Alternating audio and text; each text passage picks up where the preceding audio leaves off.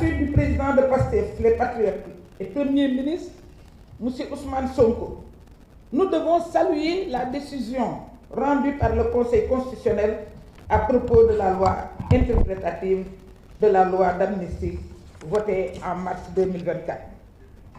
En initiant cette proposition de loi interprétative, la seule et unique préoccupation du groupe parlementaire PASTEF les Patriotes est que les exactions, les actes de torture et de tuerie du régime de Macky Sall ne restent impunis. C'est en cela que la décision du juge constitutionnel nous conforte et nous réconforte, nous, membres de la grande coalition Diomaye Président. En rappelant très clairement dans son considérant 31 que l'assassinat, le meurtre, la torture, les actes de barbarie, les traitements inhumains, cruels ou dégradants sont des crimes imprescriptibles qui ne peuvent être couverts par une loi d'amnistie. Le Conseil constitutionnel répond à notre seule et unique préoccupation. Il souligne sans équivoque que leurs auteurs et leurs commanditaires ne resteront pas impunis, contrairement à une certaine opposition, qui, en évoquant avec mauvaise foi manifeste l'amnistie générale, cherche au mieux à faire de la récupération politicienne, au pire et à soustraire les auteurs de ces crimes à l'action de la justice. Que dire de ceux qui en parlent alors qu'ils n'ont aucun intérêt à agir? Il y a quelqu'un qui se réclame de la nouvelle opposition. Du temps de F24, certains membres de F24 sont là. Quand on a parlé de dénoncer la détention arbitraire des détenus politiques, il a refusé. Il a refusé de se prononcer. Moi, personnellement, j'ai appelé à l'instant l'actuel président qui siégeait au nom de PASTEF pour lui dire le PASTEF a se retirer de ça s'ils ne veulent pas condamner la détention arbitraire et condamner les réprimandes qui tuaient nos fils. C'est tout récent, c'est un passé très récent. Donc, parlant de cette opposition, d'ailleurs, que reste-t-il de cette opposition désarticulée, en quête de survie, si ce n'est la calomnie, la médisance, la désinformation, la manipulation, la mauvaise foi? Nous ne sommes pas dans le registre de l'invective, nous sommes dans celui de la responsabilité. Nous opposons la vérité aux manœuvres, nous opposons la souveraineté aux intérêts masqués et nous opposons le projet au bavardage. Car pendant que certains parlent, le Sénégal agit. Voilà pourquoi nous félicitons et encourageons certaines organisations de la société civile qui ont décidé d'accompagner et d'assister les familles des victimes afin que leurs bourreaux soient identifiés, jugés et punis selon la loi. C'est cette même obligation de rendre compte qui incombe aussi à tous ceux qui ont profité de leur position privilégiée sous l'ancien régime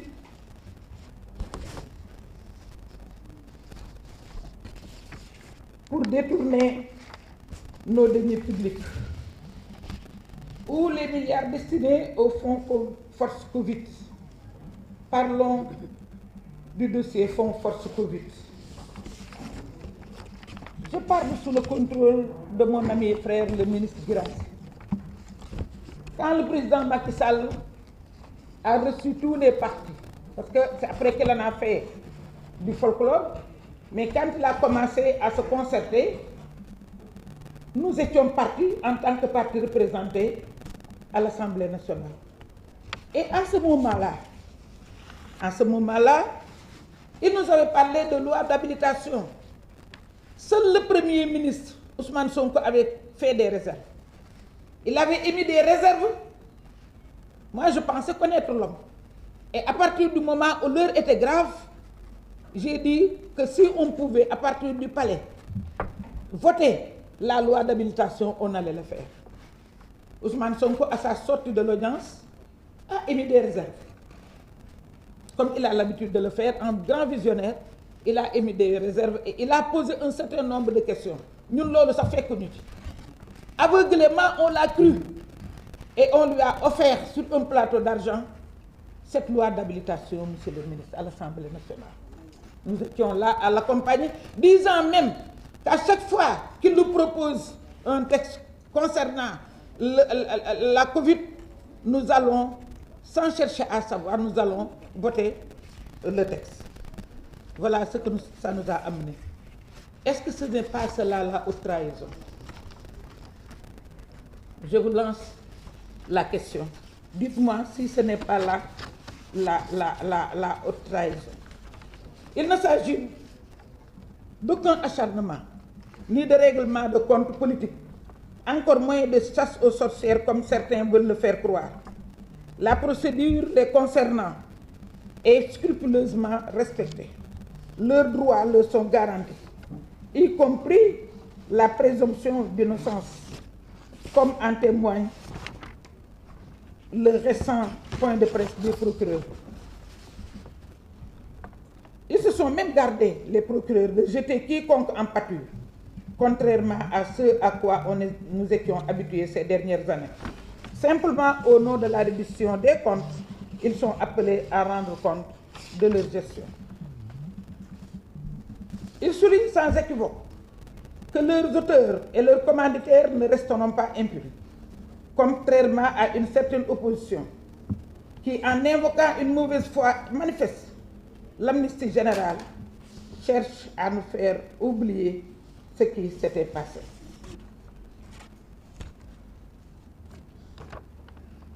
Personne, le président est allé jusqu'à dire que, que le peuple revendique son droit à la justice. Pourtant, il peut donner des instructions, mais il ne l'a pas fait. Donc, on ne peut pas suspecter la main de l'exécutif dans ces dossiers concernant les anciens tenants du pouvoir. Au contraire, c'est la première fois qu'on voit une coalition au pouvoir avouer ouvertement ne pas pouvoir interférer dans le fonctionnement de la justice, sous la pression des populations qui réclament un traitement plus rapide de tous ces dossiers. C'est la preuve la plus éloquente de la rupture dans notre système judiciaire.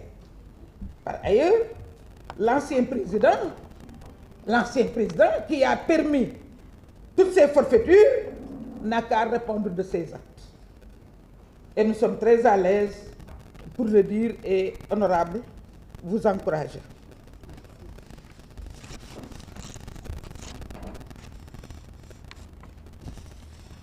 Nous avons assez d'arguments à opposer à l'opposition. Nous opposons la vérité aux manœuvres. Nous opposons la souveraineté aux intérêts masqués. Nous opposons le projet au bavardage, car, comme je l'ai dit tout à l'heure, je l'ai dit et je le répète, pendant que certains parlent, le Sénégal agit.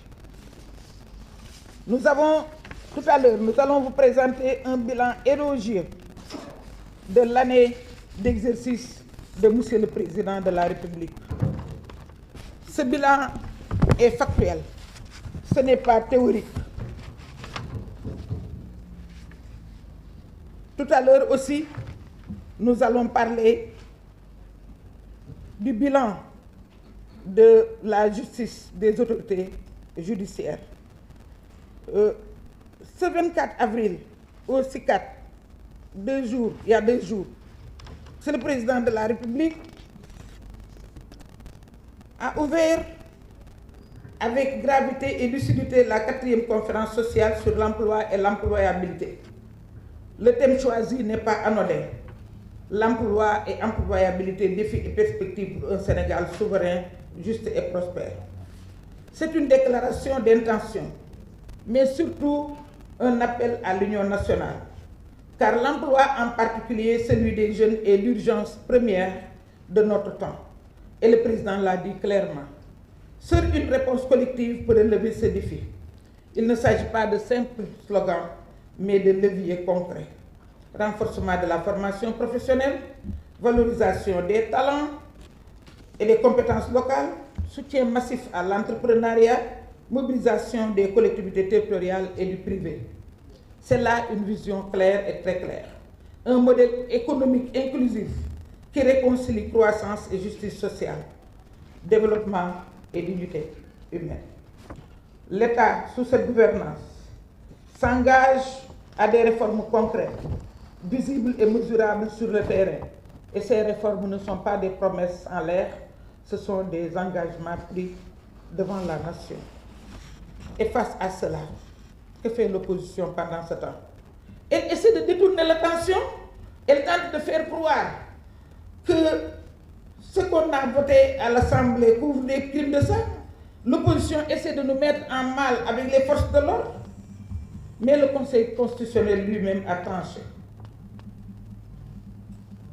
C'est le Premier ministre Ousmane Sonko l'a dit avec justesse.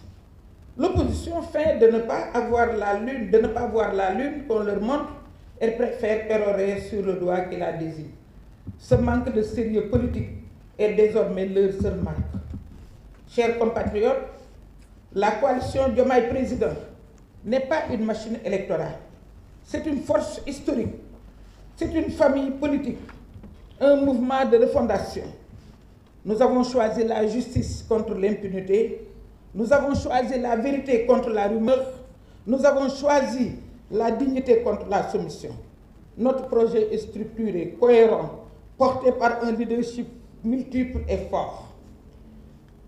Le président Bassirou Diomaye Faye, garant de l'État, le Premier ministre Ousmane Sonko, éclaireur de la voie, et nous, la coalition, engagés sur tous les fronts, à chaque poste, dans chaque région, jusqu'à Kédougou, dans chaque secteur, nous agissons. Je le dis en mon nom propre et au nom de tous les leaders. Nous sommes les gardiens de cet élan. Nous portons la voix de la République. Nous serons la mémoire du peuple parce que nous avons joué notre partition. La route est longue, mais nous avons franchi les premiers caps avec dignité. Nous avons affronté la tempête devant un homme puissant, un homme riche, un homme qui n'avait aucune considération pour les lois de la République, Macky Sall. Pourtant, nous avons tenu bon. Ce n'est pas le moment de douter, ni de capituler. C'est le moment de nous mobiliser, de rester soudés et de nous redoubler d'efforts. Nous allons, avant de conclure, je fais un rappel, certainement nous y reviendrons après la présentation du bilan. Parce que le mois de mai sera une période charnière.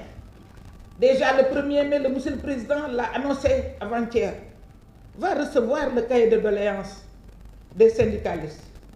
Pourtant, il reste toute la tradition, mais toute l'année, il a conservé les relations, lui et son Premier ministre, avec les syndicalistes.